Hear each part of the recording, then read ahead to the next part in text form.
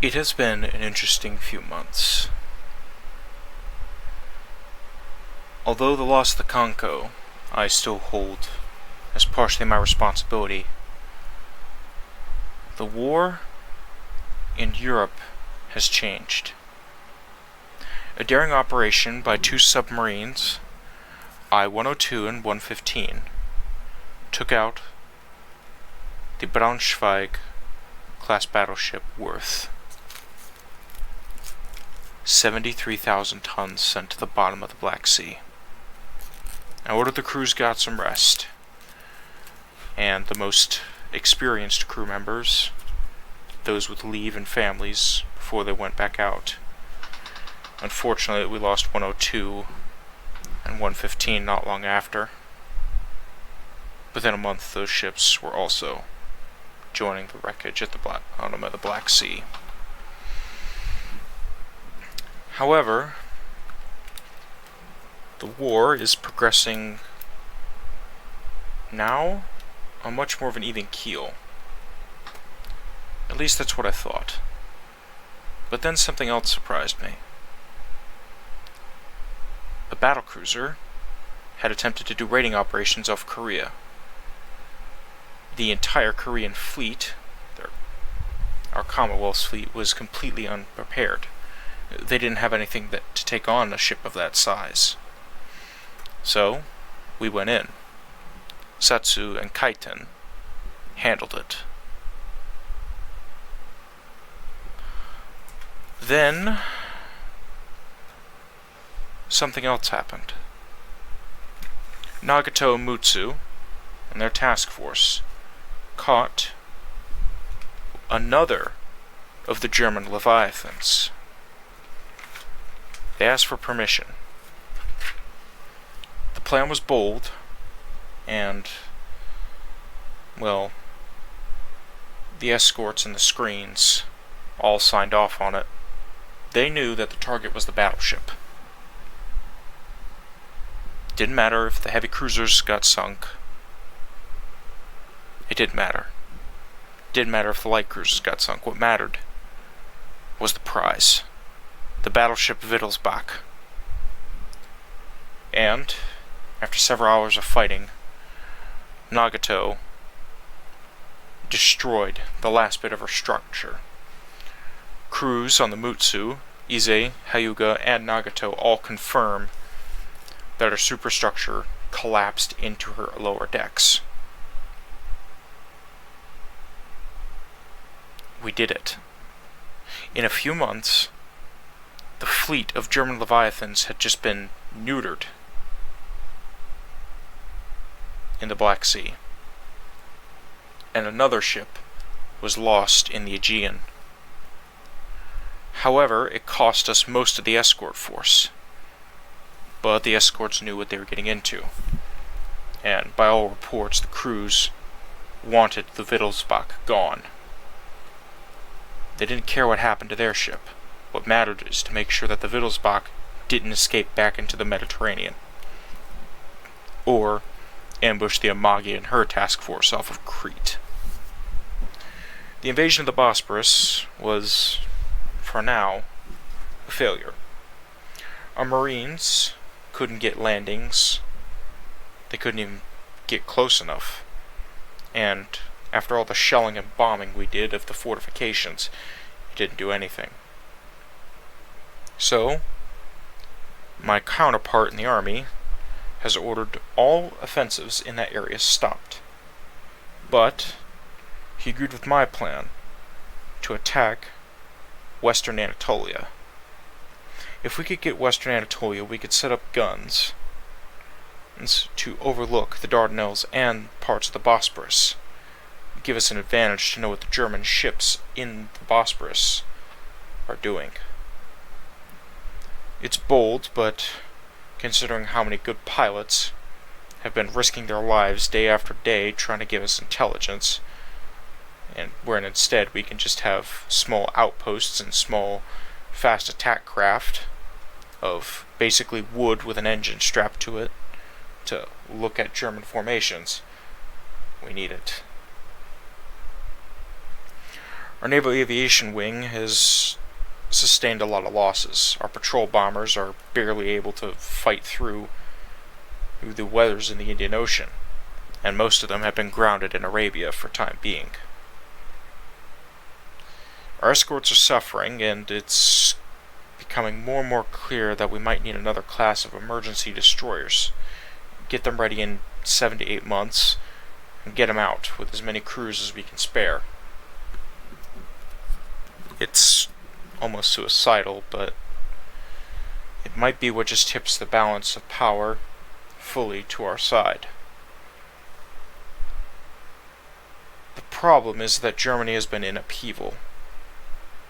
My sources inside of the German government keep telling me things are becoming more desperate. The civilian dictatorship that was set up after the fall of the original constitutional monarchy effectively kept the king as a prisoner. The Kaiser, thankfully, still has allies on the outside. He's been using his familial relations to the King of Britain to send us encoded messages pretty much every day, telling us what's going on inside the government. And it's bad. The civilian dictatorship fell apart after only a few months and was replaced by something worse. Ultranationalists.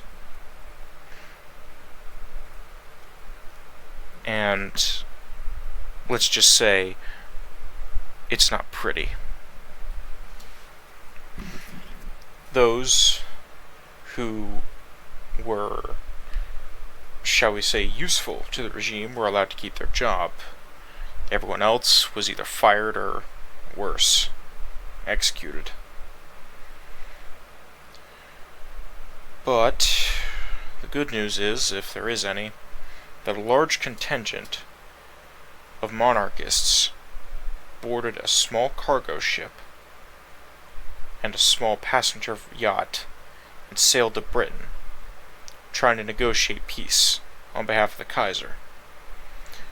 Among them is the Kaiser's own son and most of his family. The Kaiser wanted as many of them out of Germany as possible. He knows the situation is volatile, and at any moment the new regime could decide that the Kaiser no longer serves a purpose. I've contacted friends in the Dutch government. They're holding the line in their last possessions, and they're still trying to rebuild their colonial holdings as the power base. The good news is that the Dutch resistance has been picking up steam. And better yet, they've allied with the monarchist resistance of Germany. And they're doing everything they can to help figure out what to do. The Danes are keeping an eye on the Skagerrak and Kattegat straits. And Swedish monarchists and restorationists of Swedish independence are keeping an eye on the Baltic. The heaviest losses are unfortunately still in the Black Sea, but any intelligence helps. Our submarines in the North Sea and the Channel have been doing heaven's work, taking out many transport ships, carrying much-needed ammo and supplies to various German colonies. There is a proposal that once the escort fleet in Japan is fixed up, we send them west, temporarily. We send them west to engage the German colonies on the East African coast. Then, we pull them back, just in time for Project Yamato to finish construction. Then, the fleet will be reorganized, and although it's not our most modern ships, Yamato and Musashi have a chance. It's not Mark III guns like I wanted, but they'll have to do. We don't have time to wait, and if we do a refit now, it'll risk the entire project's completion. I don't like rushing things. It feels stupid, risky, naive. But it's the only option I have.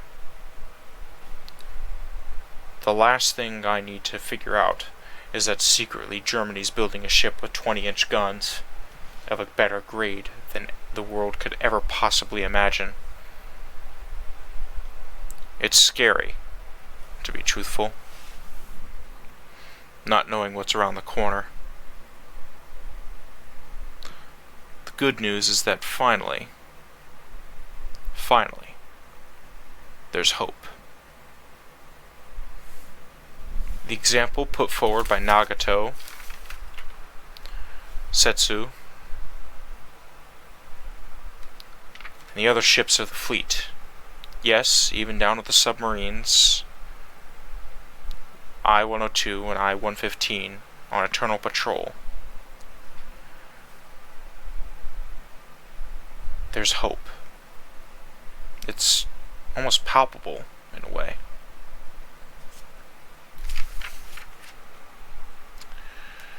I'm not sure what to think of it. For so long I've been worried about these German Leviathans, and now the guns of the Japanese fleet destroyed them.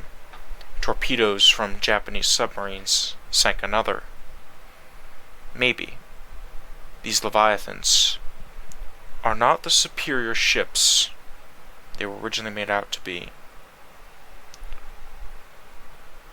Word has it, if the intelligence is to be believed, that under the Japanese grading system, those 17-inch guns are Mark 1s. They were hurriedly rushed to the battlefield by an incompetent admiral under the growing civilian dictatorship that usurped the power of the constitutional government of Germany. If those are Mark 1s, they're not that accurate. Sure, if they hit, they'll do damage. But if they're not high-grade guns, they're inaccurate. They'll have flaws. The rifling won't be perfect. The aiming will be off. The fire control systems won't be calibrated properly. And it's those little details that it might just give us the edge we need to finally put an end to this war started by commonwealths of two world powers who couldn't simply let calmer and more rational voices prevail.